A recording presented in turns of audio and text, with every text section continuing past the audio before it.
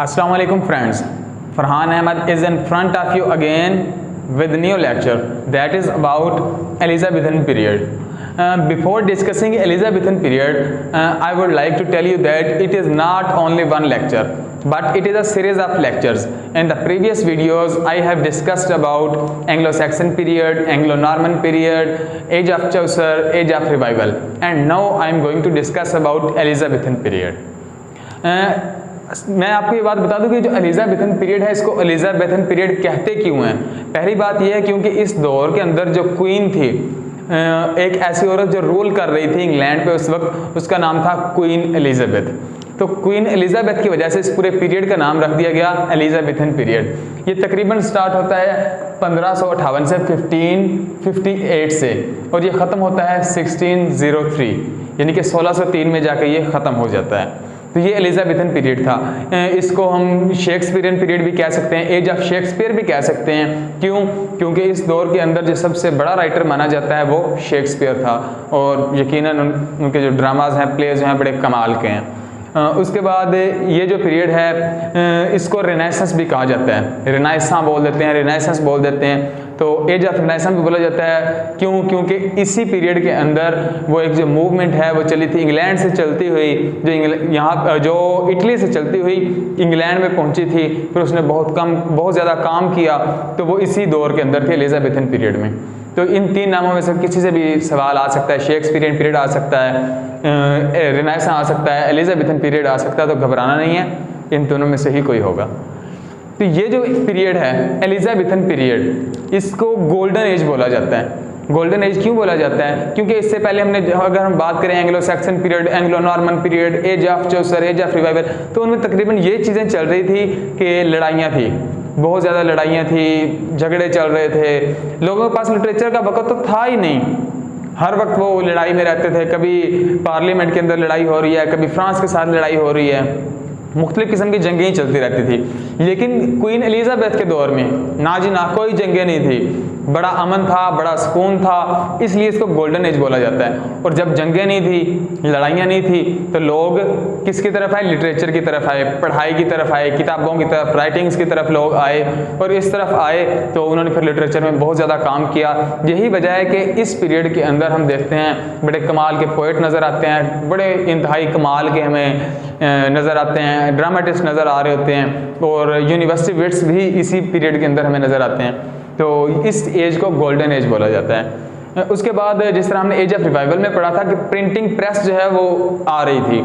तो printing press आ गई। Printing press के आने से क्या हुआ कि लिटरेचर जो है वो ज़्यादा पब्लिश होना शुरू हो गया। लिटरेचर को लोग पढ़ रहे हैं, लिख रहे हैं, फिर वो पुराना लिटरेचर जो एंशिएंट ग्रीन और रोमन का, लेटिन का जो लिटरेचर था वो वहाँ से आना शुरू हो गया, लोग उसको पढ़ रहे हैं लगातार और बड़ा अच्छा महसूस कर रहे हैं। तो प्रिंटिंग प्रेस की वजह से ये काम थोड़ा सा आसान हो गया, लोगों का रुझान लिटरेचर की तरफ ज़्यादा हो गया।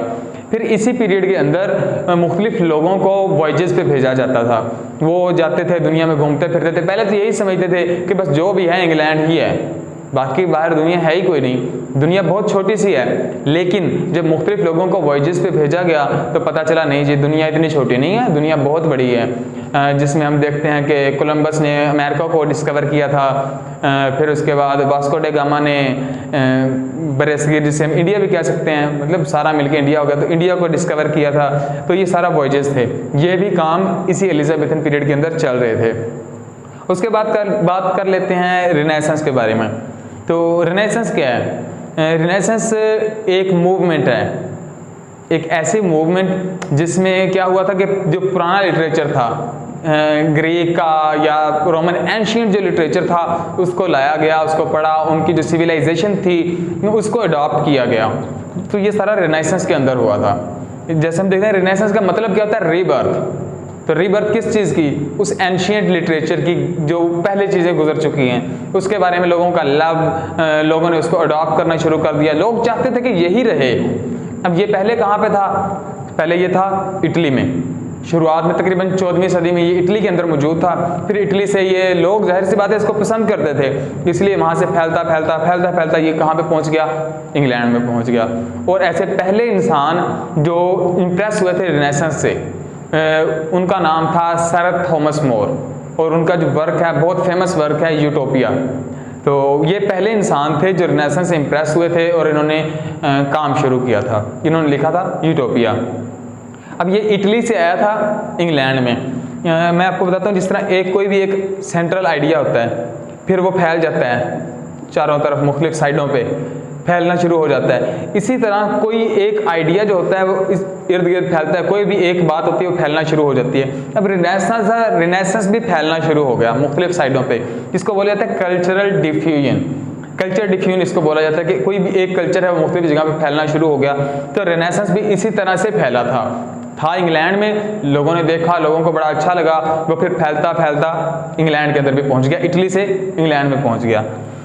उसके बाद इसी एज के एलिजाबेथन पीरियड की एक जो बात है वो है ह्यूमनिज्म। ह्यूमनिज्म क्या है? ये भी एक मूवमेंट है। ये मूवमेंट क्या कहती थी? इसके अंदर मेन मोटो क्या था इस मूवमेंट का मेन मोटो ये था कि जो भी ऑल द वर्ल्ड है, यूनिवर्स है, इसका सेंटर जो है वो चर्च को नहीं होना चाहिए, बिब्लिकल एजुकेशन को नहीं होना चाहिए। नॉलेज का जो सेंटर है वो इंसान को होना चाहिए। क्यों? क्योंकि इंसान जो है वो अल्लाह ताला की सबसे बेहतरीन मखलूक है। तो सबसे बेहतरीन मखलूक अगर इंसान है तो सेंटर भी इंसान को ही होना चाहिए, इंसान को ज़्यादा अहमियत मिलनी चाहिए। और रेनेसांस में ये चीज़ें स्टार्ट हो गई थी कि इंसान जो है वो, अब लोग चर्च में जा रहे हैं, चर्च की रेगुलेशंस को नहीं जी नहीं, ये सेंटर नहीं है, सेंटर इंसान होना चाहिए, रीज़न होना चाहिए, जो इंसान की अकल की सबसे बड़ी चीज़ है कि रीज़न पे बिलीव करना है। तो चर्च से बाइकआउट हो गया, चर्च की तरफ जी नहीं, चर्च का कोई ताल्लुक नहीं है, बिब्लिकल जो है स्टेटमेंट्स हमारे पास, कोर्ट्स, उनका नहीं काम चलेगा। काम किससे चलेगा? रीज़न के साथ काम चलेगा। ह्यूमन जो है वो सेंटर होगा नॉलेज का। तो ये इसके बारे में मतलब बात है। अब हम बात कर लेते हैं थोड़ी सी मेजर राइटर्स के बारे में। तो सबसे पहले बात करते हैं प्रोज राइटर्स के बारे में। प्रोज राइटर में हमारे पास आते हैं सबसे पहले सर फिलिप सिडनी। कमाल की शख्सियत हैं। इनके बारे में हम कह सकते हैं कि ये ही असल रेनेसांस मैन थे। हमने रेनेसांस के बारे में बात की, ह्यूमनिज्म के बारे में बात की, जो सारी की सारी चीज़ें जो हैं ये इनमें कूट के भरी हुई हैं। ये क्या थे? ये एक राइटर भी थे, ये एक पोइट भी थे, ये सोल्जर भी थे, ये कोर्टियर भी थे। देखें ना कितनी ज़्यादा चीज़ें एक इंसान के अंदर पाई जाती हैं। तो ये सारी की सारी खसूसियात इनके अंदर मौजूद थी। उनके बहुत से फेमस वर्क भी हैं, जिनमें से एक है डिफेंस ऑफ पोइजी, उसको एन अपॉलॉजी फॉर पोइट्री भी बोला जाता है। तो ये इनका बहुत ही फेमस वर्क है सर फिलिप सिडनी का, और ये इंग्लिश लिटरेचर के अंदर पहले क्रिटिक माने जाते हैं। इंतहाई कमाल की शख्सियत है इनकी। और अगर हम बात करें कि इनकी डेथ कैसे हुई थी, तो ये एक जंग के अंदर मौजूद थे, वहाँ पे लड़ाई हो रही थी, जंग के दौरान ज़ख्मी हो गई है। तो ज़ख्मी होने के दौरान इनको पानी की प्यास लगी, ही वाज सो थर्स्टी, तो इनके पास पानी लाया गया। तो ये पानी पीने लगे तो इन्होंने देखा कि साथ में जो फौजी एक और है, जो कोई भी और फौजी पड़े हैं, तो उनको भी पानी चाहिए। उन्होंने पानी मांगा तो इन्होंने अपना जो पानी है वो कहा कि मुझे नहीं, पहले आप उनको जाके पिलाएं। तो जब पानी उनको पिलाया गया तो इतने में फिर फिलिप सिडनी चले गए। फिलिप सिडनी की डेथ होगी। देखें ना कैसी कमाल की डेथ है। तो ह्यूमनिज्म तो फिर इनके अंदर थी ना, इंसानियत का दर्द मौजूद था। अब बात कर लेते हैं फ्रांसिस बेकन के बारे में। फ्रांसिस बेकन जो है इंतहाई कमाल के इंसान हैं। इनके बारे में हम कह सकते हैं कि एक लायर थे फ्रांसिस बेकन। लायर होने के साथ साथ मतलब ये हाई पोजीशन पे थे, सोसाइटी की हाई पोजीशन पे थे। उसके बावजूद इन्होंने वर्क लिखे हैं, इंतहाई कमाल के वर्क लिखे हैं। इनके एसेस जो हैं वो इतने यूज़फुल हैं, इतना वो एडवांटेज मिलता है उनसे कि वो आज के दौर में भी मुख्तलिफ जगह पे इस्तेमाल हो रहे हैं। ऑफ फ्रेंडशिप है, उसमें बारे में उसके अंदर ये बताते हैं कि फ्रेंडशिप का क्या काम है, फ्रेंडशिप किस तरह से बेनिफिशियल है हमारे लिए। उसके बाद ऑफ ट्रुथ के बारे में हमें बताया जाता है, ऑफ स्टडीज़ के बारे में बताया जाता है, ऑफ रिवेंज है इनका, ऑफ एम्बिशन है, मुख्तलिफ इनके जो एसेस हैं वो मौजूद हैं। उसके अलावा इनके काफ़ी और भी वर्क हैं जिसमें हम कह सकते हैं कि इनका नोवम ऑर्गेनिम मौजूद है। नोवम ऑर्गेनिम उसके अंदर इन्होंने बताया था कि स्टडी जो है वो एक्सपेरिमेंटल होनी चाहिए। प्रीवियस नॉलेज पे आपने बस टोटली इन्हिसार नहीं करना, उस पर आपने डिपेंड नहीं करना, बल्कि क्या होना चाहिए कि एक्सपेरिमेंट की बेस पे आपने चलना है। जो चीज़ आपको नज़र आ रही है आप एक्सपेरिमेंट करते हैं, उस पर आपने अमल करना है। तो ये दो हैं प्रोज राइटर के अंदर। अब बात कर लेते हैं हम पोइट्स के बारे में। तो पोइट्स जो हैं इस एज के बड़े दो पोइट्स एडमंड स्पेंसर और विलियम शेक्सपियर हैं। इन दोनों के बारे में बात करने से पहले मैं आपको ये बता दूं कि इसी एज के अंदर दो पोइट थे, हेनरी होवर्ड और थॉमस बट। ये दो ऐसे इंसान थे जिन्होंने ब्लैंक वर्स को इंट्रोड्यूस करवाया था। इन दोनों ने ब्लैंक वर्स को इंट्रोड्यूस करवाया, और ये ब्लैंक वर्स जो एक बड़ी इंपॉर्टेंट चीज़ मानी जाती है पोइट्री के अंदर, लिटरेचर के अंदर, जिसको बाद में शेक्सपियर ने भी इवन यूज़ किया। तो ये इन दो शख्सों की मरहून मिन्नत है, इन्होंने ही इसको इन्वेंट किया था। अब बात कर लेते हैं एडमंड स्पेंसर के बारे में। एडमंड स्पेंसर जो हैं, इनके बारे में हम कह सकते हैं कि यही वो शख्सियत हैं जिन्होंने बेसिकली एलिजाबेथन पोइट्री को स्टार्ट किया था। एडमंड स्पेंसर, इनके जो फेमस वर्क्स हैं उनके अंदर है फेरी क्वीन है। फेरी क्वीन इंतहाई कमाल की नज़म लिखी है इन्होंने, बड़ी ज़बरदस्त किस्म की एपिक टाइप ही है, बहुत बड़ी है लेकिन है बहुत कमाल की। इसके अंदर जो एक रेड क्रॉस होता है, मॉन्स्टर होता है, वो निकलता है अपने सफ़र पे, रास्ते में बलाएँ आती हैं ढेर सारी, और इसके अंदर जो क्वीन है, फेरी क्वीन के अंदर जो क्वीन है वो क्वीन एलिजाबेथ को शो किया गया है, उसको रिप्रेजेंट किया जा रहा है। तो इसके अलावा इसका जो वर्क है उसमें 4 हिम्स है, और इसके अलावा इन्होंने एक किताब लिखी थी द शेफर्ड्स कैलेंडर। तो शेफर्ड्स कैलेंडर देखें ना, वो भेड़िया टाइप शेफर्ड्स आ रहा है, और ये किताब इन्होंने डेडिकेट की थी किसे, सर फिलिप सिडनी को, मतलब फ्रेंड्स थे दोनों आपस में। तो एडमंड स्पेंसर के बारे में ये बात थी। अब हम बात कर लेते हैं शेक्सपियर के बारे में, कि शेक्सपियर किसी तारीफ के मोहताज नहीं है, इंतहाई आला दर्जे के शायर थे, ड्रामाटिस्ट थे। लेकिन यहाँ पे हम अभी बात करने वाले हैं सिर्फ इनकी पोइट्री के बारे में। तो इनके सोनेट्स जो हैं वो इंतहाई फेमस हैं, मुख्तलिफ़ किस्म के सोनेट्स हैं, आज भी दुनिया में लाइक किए जाते हैं, लव सोनेट्स हैं, और उसके अंदर क्या कमाल का हमें रिदम नज़र आता है, मुख्तलिफ़ चीज़ें हैं, अपनी खसूसियात के अंदर ही वो मशहूर हैं सोनेट्स जो हैं शेक्सपियर के। ये जो सोनेट्स लिए गए हैं ये बेसिकली लिए गए हैं इटली वालों से। वहाँ पे सोनेट्स मौजूद हुआ करते थे, उसके अंदर ऑक्टेव हुआ करते थे, सेसेट हुआ करते थे।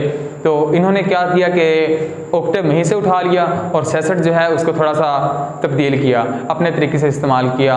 उसके अंदर 4-4 लाइनों के 3 क्वार्टेन्स मौजूद हुआ करते थे, और 2 लाइनों का एक कपलेट हुआ करता था।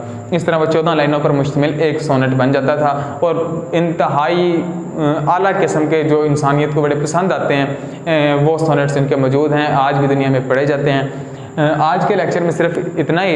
इंशाल्लाह अगली वीडियो में हम बात करेंगे एलिजाबेथन पीरियड के जो मेजर ड्रामेटिस्ट हैं, और उसके अलावा यूनिवर्सिटी विट्स के बारे में बात करेंगे, क्योंकि एलिजाबेथन पीरियड के अंदर अगर शेक्सपियर को एज अ ड्रामेटिस्ट डिस्कस ना किया जाए तो ये ज़्यादती होगी। और उसके अलावा यूनिवर्सिटी विट्स हम जानते हैं कि आला किस्म के 7 लोग हैं जो कैम्ब्रिज यूनिवर्सिटी से, ऑक्सफोर्ड यूनिवर्सिटी से पढ़े लिखे हैं। तो इंशाल्लाह उसके बारे में भी हम बात करेंगे अगले लेक्चर के अंदर।